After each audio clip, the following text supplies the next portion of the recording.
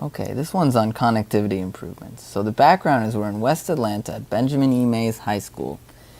We've got retail like Home Depot and a mall, and we've got the neighborhoods over here, Green Forest Acres, Green Acres Valley, Mangum Manor on Cascade Road.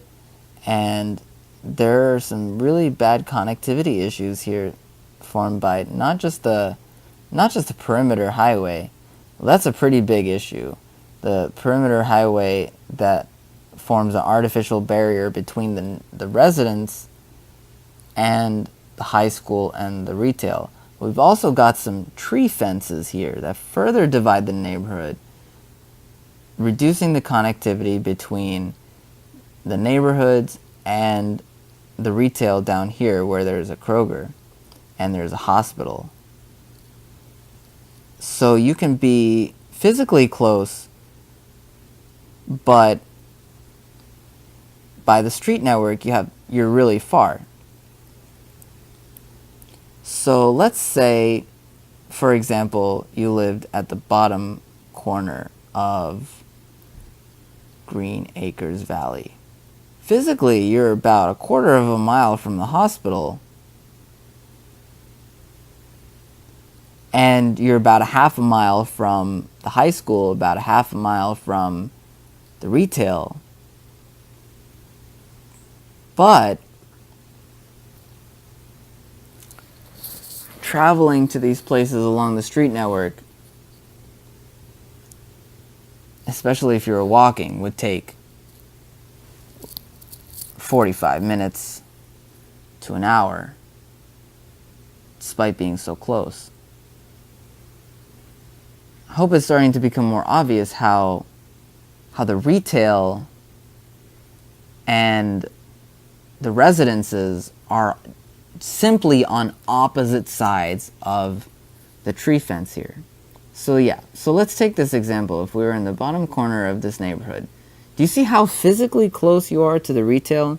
But if you were having to walk, you would have to walk along this really convoluted route to get either to the Kroger here or to the hospital. I don't even want to get started on the walking path to that Home Depot across the perimeter.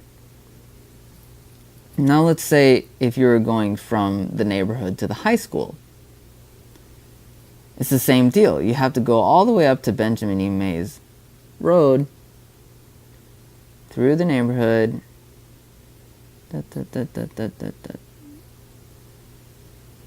all the way up, and then all the way back around. Now we got this other problem where the high school is really far set in from the main road.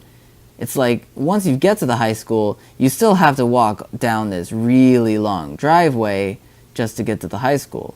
And that is just ridiculous. Now instead, that's why I'm trying to push how important the connectivity is. We could make some simple adjustments, some simple improvements to the connectivity. Now this first one is not really very simple. But basically, if there was a bridge over the perimeter, you'd be there in a minute. That's not really much of a popular choice, though, building a pedestrian bridge over a highway. It's unless you're a tech. It's really unsettling to have a pedestrian bridge over the highway. But down here, you could have a simple cut through the forest, and you would be at the retail in a minute. Like a 45-minute walk would reduce to just a 10-minute walk. So let's see, down here there's another connectivity improvement you could make. Let me make that a little cleaner. Cut through the neighborhood instead of having to go down, not just go down all the way to Cascade Road, but go all the way to the back of the neighborhood just to come back out again.